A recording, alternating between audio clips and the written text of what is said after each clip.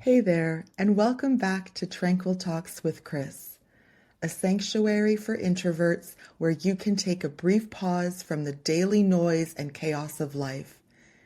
This is also your space where we can together explore how you can create meaningful change through small, intentional steps. I'm Chris, your host and fellow introvert, and I'm so happy that you're here. Okay, today we're going to talk about something that every introvert knows very, very well: energy vampires. You know what I'm talking about. That colleague who corners you by the coffee machine for a 30-minute monologue. The friend who only calls when they need something. The person who texts, "Can we talk?" without any context, leaving you spiraling about what might be wrong. As introverts, we are especially vulnerable to energy vampires because we already have limited social energy to begin with. While extroverts might recharge through interactions, we need solitude to refill our tanks. So when someone drains us, we really feel it. Here's something, though, that I want you to think about today, and I recognize it might actually sting a little. What if you're also an energy vampire? Not to others necessarily, but to yourself. Let me share a personal example. Over my 30-year corporate HR career, I was a recovering people pleaser. And by recovering, I mean I'm still working on it, very much so. I had such a hard time saying no to others while I was in my corporate career. So much so that in my last corporate role, so we're talking within these last 7 to 8 years, 9 years, 10 years, whatever, I took on benefits and payroll administration, even though the CFO's team had already been handling it before I even came on board. He had a small team. I was a team of one. But did I push back? Nope. I just took it on from the CFO, adding to my already full plate, and then wondering why I felt so damn depleted all the time. I was draining my own energy by not setting boundaries with myself, by saying yes when I should have been saying no, by taking on responsibilities that weren't even mine to carry. So today, dear listeners, I want to help give you practical tools for both of these scenarios. First, how to manage the energy vampires around you, and secondly, how to stop being an energy vampire to yourself. All right, let's start with those around us that drain us. And here's the first tip. Create time boundaries before conversations even start. So instead of being reactive, give yourself permission and go ahead, be proactive. So when someone asks, "Hey, got a minute?" Try saying something like, "I've got 10 minutes right now," or "Could we schedule 30 minutes later this afternoon?" Which works better for you? This does two things. It protects your energy by setting a clear endpoint, and it helps you mentally prepare for the interaction. So that's tip number one, creating time boundaries before conversations even start. Here's the second tip for you. Name what you need without apology. I know as introverts, we often feel like we have to justify our need for space or quiet. This very much is something that I go through all the time as well. Believe me, I get it. So we may feel like we have to justify our need for space or quiet. I'm here to tell you, we do not. So try phrases like, "I need some quiet time to recharge before our next meeting." Or you can say, "I process information better when I can think it through first. Can you send me your thoughts in writing?" You are not being difficult.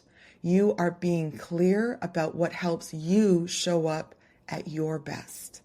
All right, so that's for dealing with external energy vampires, others that are draining us. How about when we are our own energy vampire? Okay, so we're going to flip this around. And here are 2 practical steps for when you are draining yourself. The first one, audit your yeses. I want you to think about the last week. What did you say yes to that you wish you hadn't? What did you take on that was not yours to carry? Go ahead and make a list. Just write it down. Here's what I share with my clients all the time. Every yes to something that depletes you is a no to something that could energize you.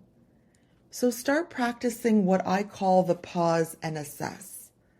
Before you automatically say yes, pause, count to 3, and ask yourself, does this align with my priorities? Do I have the energy for this? Is this even my responsibility? And then decide. It could very well still be a yes. Absolutely go for it. It very much also might be a no. So pause and assess. Audit your yeses. That's tip number 1. The second tip for when you are your own energy vampire is stop rehearsing conversations that haven't happened yet. Oh, wow. This one gets me every single time. I'm 54 years old and I still do it. I ain't gonna lie. I still find myself doing this.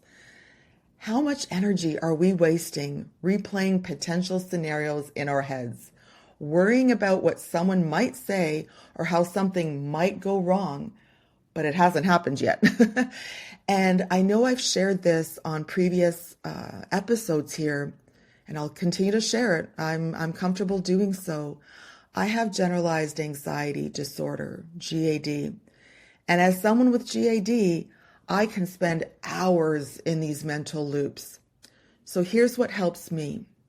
When I catch myself rehearsing these imaginary conversations that have not happened yet, I will literally say out loud, not yet. The conversation hasn't happened yet. The scenario I'm worried about hasn't happened yet. So not yet. And I work to redirect that energy into the present moment. What I'll often do is just a very quick grounding exercise.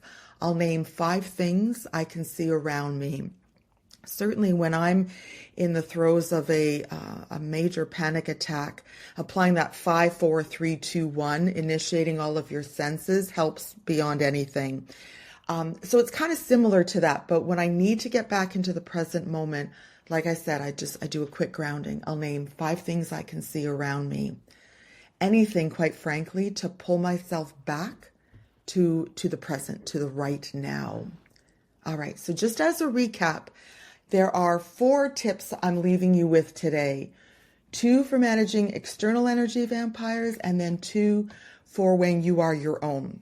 And again, as a recap, for those that are draining the energy, those around us that are doing that, the 2 tips are, number 1, create time boundaries before the conversation even starts. And number 2, name what you need without apology. And when you are your own energy vampire, here are 2 things I'd love for you to try doing. Number 1, audit your yeses. Practice that pause and assess. Pause, count to 3, ask yourself some of those questions I shared, and then decide. Number 2, stop rehearsing conversations that haven't happened yet. All right, we're getting ready to wrap up. Before we do, I want to leave you with one reflection question. Where are you giving away energy that you can't afford to lose? I'm going to repeat that reflection question I'd love for you to sit with. Where are you giving away energy that you can't afford to lose? Are you giving it away to someone else? Or is it even to yourself through overthinking, overcommitting, or not honoring your needs? I want you to please know and please remember, protecting your energy is not selfish. It's essential. We all know the saying, and as it goes, you cannot pour from an empty cup. And for us introverts, our cup needs regular, intentional refilling. Thank you so much for listening to this episode of Tranquil Talks with Chris. I'll be back again soon with another bite-sized episode to help you navigate life as an introvert with more ease and intention. Until then, please take care of yourself, guard your energy, and I hope you have a great rest of your week. Cheers.